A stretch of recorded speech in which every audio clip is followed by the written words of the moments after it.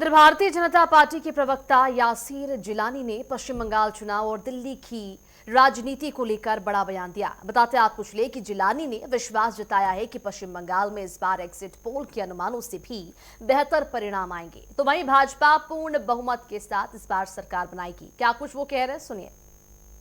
भाजपा प्रवक्ता यासीर जिलानी जी हैं, जिनसे हम खास बातचीत करेंगे, क्योंकि 5 राज्यों में चुनाव थे। चुनाव होने के बाद अब जो एग्जिट पोल के नतीजे आ रहे हैं, इस पे ज्यादा बातचीत कर लेंगे हम यासीर जी से।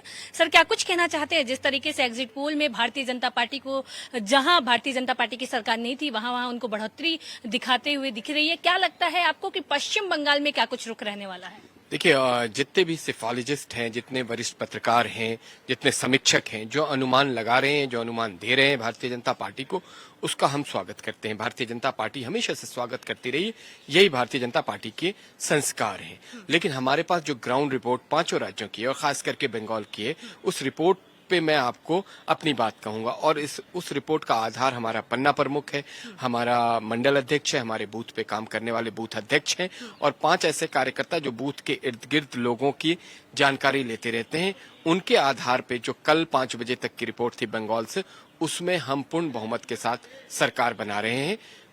और जो बॉडी लैंग्वेज टीएमसी के नेताओं की थी, खास करके ममता बनर्जी की, जिस तरीके से वो हताश और निराश दिखाई दे रही थी और बूथ टू बूथ घूम रही थी, उससे लग गया है कि वहां बदलाव का दौर है। महिलाओं ने भय भ्रष्टाचार से निकल के डेवलपमेंट पे, विकास के ऊपर वोट किया है और वो नहीं चाहते हैं जिस तरीके से पिछले 5 साल में बंगाल में रक्त रंजित राजनीति के लिए बंगाल केंद्र बिंदु बना रहा, उससे वो बाहर आना चाहते हैं। वहां विकास को देखना चाहते हैं, वहां पे अच्छी कंपनी जाए, नौकरियां मिले, महिलाएं खुल के जी सकें।